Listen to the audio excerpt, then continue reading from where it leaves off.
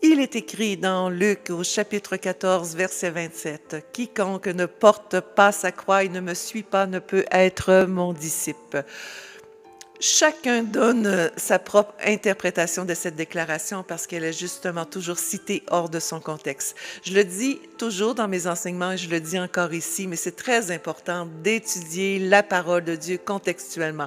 Si cela avait été fait avec cette déclaration, eh bien, personne n'en arriverait à donner sa propre interprétation pour finalement faire dire à ce passage ce qu'il ne dit pas. Oui, le contexte, c'est entre autres prendre le temps de lire un passage en prenant soin de lire tout ce qui est dit autour de ce passage, c'est-à-dire ce qui est dit avant et après. C'est aussi prendre le temps de vérifier pour qui le passage a été dit et pourquoi a-t-il été dit.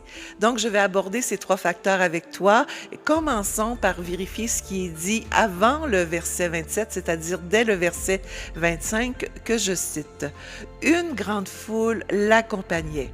Il se retourna et il leur dit, « Si quelqu'un vient à moi et ne hait pas son père, sa mère, sa femme, ses enfants, ses frères, ses sœurs et même sa propre vie, il ne peut être mon disciple. Et quiconque ne porte pas sa croix et ne me suit pas ne peut être mon disciple. » Ici, Jésus, nous le voyons, il s'adresse à une grande foule. Donc, nous avons la réponse à savoir à qui il s'adresse.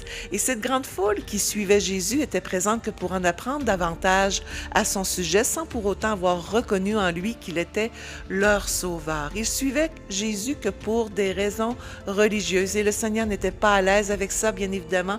Et c'est pour cette raison qu'il a répondu par cette parabole d'exigence, disant que si ces personnes suivaient Jésus que pour ces raisons religieuses, alors elles devaient faire ce que Jésus allait s'apprêter à faire, c'est-à-dire porter sa croix. Et bien évidemment, Jésus savait que c'était humainement impossible pour eux. Tout au long des évangiles, nous le voyons, Jésus a toujours élevé les standards de la loi pour confronter les religieux et justement pour démontrer à l'homme leur démontrer leur incapacité d'accomplir ce que Jésus seul allait accomplir à la croix, bien évidemment pour eux, sans jamais commettre de péché, mais aussi pour leur démontrer leur incapacité à se sauver et pour qu'ils puissent reconnaître le besoin de Jésus comme leur sauveur. Donc voilà, nous avons la réponse à savoir à qui s'adressait Jésus et pourquoi il a dit cela. Donc voilà une façon adéquate d'interpréter la parole de Dieu contextuellement. Lorsque ces règles d'interprétation sont appliquées, eh bien nous évitons justement de donner notre propre interprétation de la parole de Dieu et nous évitons ainsi de faire naître des fausses doctrine telle celle qui dit qu'on doit nécessairement porter notre croix comme un fardeau à travers la maladie, la pauvreté, etc. Donc voilà. Après que la foule eut entendu Jésus donner un ordre aussi ambitieux, ce qui est intéressant à constater encore dans le contexte, c'est-à-dire au chapitre 15, parce que, je le répète, le contexte, c'est prendre le temps de lire ce qui est dit après un passage que nous méditons. Donc, le chapitre 15 fait partie aussi du contexte. Et voilà ce qui est dit au chapitre 15, dès le verset 1 à 2. « Alors, tous les publicains et les gens de mauvaise vie s'approchèrent de lui pour l'entendre. Les pharisiens et les scribes murmuraient, disant, « Cet homme accueille les gens de mauvaise vie et mange avec eux. » Donc voilà, cela nous enseigne que ces personnes, que ces pécheurs n'étaient pas venus pour apprendre de lui, mais pour être sauvés par lui. Et je dis pécheurs parce que ces personnes n'étaient pas nées de nouveau.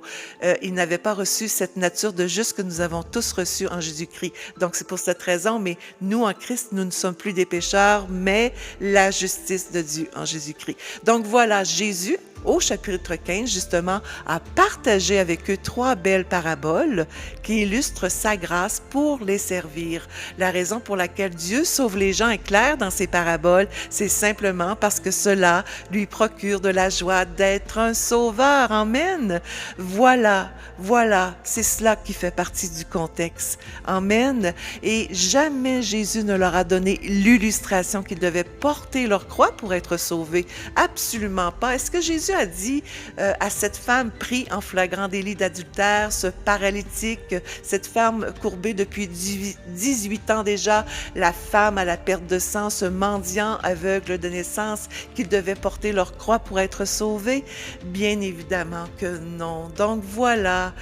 Maintenant, tu sais, sous la Nouvelle Alliance, comme on le voit dans toutes les épîtres de Paul et les lettres qui s'adressent à l'Église après le livre des Actes, le mot disciple n'est pas mentionné. Cela ne signifie pas qu'il n'y a pas de place pour le discipolat dans le sens d'être un étudiant de la parole de Dieu, parce que le mot disciple en grec signifie précisément un étudiant de la parole de Dieu.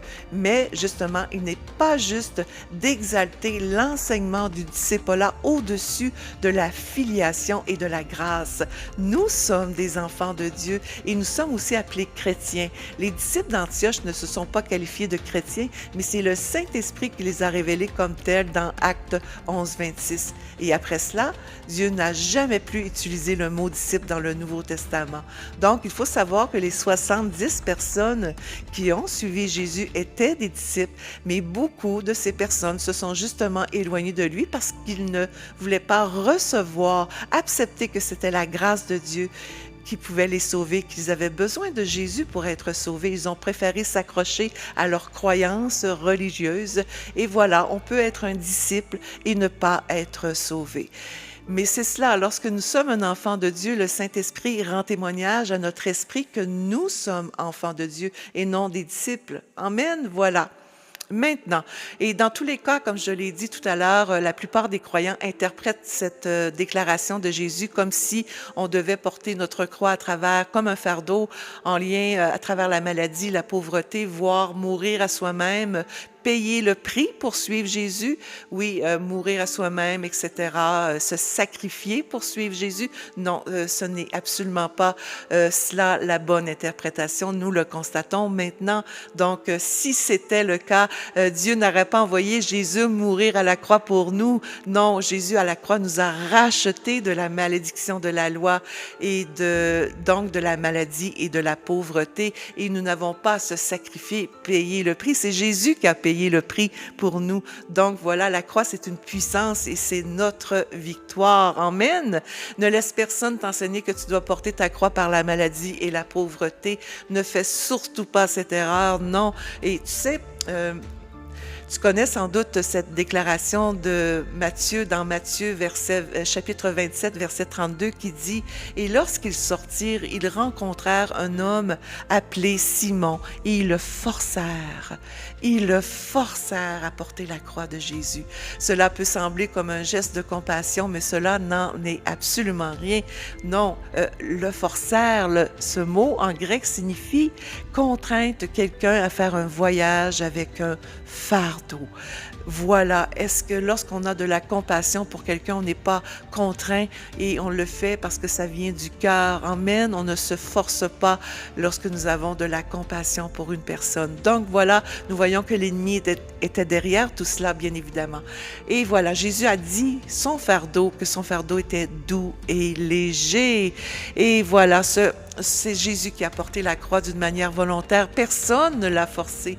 Il s'est rendu jusqu'au bout de son œuvre achevée de la croix pour toi, afin que tu puisses être béni grâce à son obéissance, grâce au tout accompli de la croix. Oui, il s'est rendu jusqu'au bout de son œuvre achevée de la croix pour que tu puisses marcher dans la victoire et pour amour pour toi, par amour pour toi.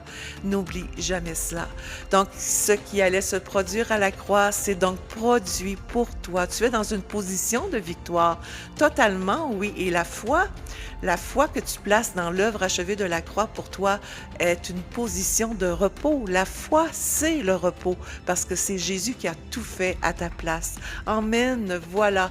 Maintenant, est-ce que tu t'es déjà arrêté un instant, quelque temps dans ta vie pour te poser la question, à savoir, prendre une pause, à savoir qu'est-ce que c'est réellement la croix pour toi? Je ne sais pas, peut-être que oui, peut-être que non, mais laisse-moi te citer ce que c'est réellement la croix. Donc, je commence.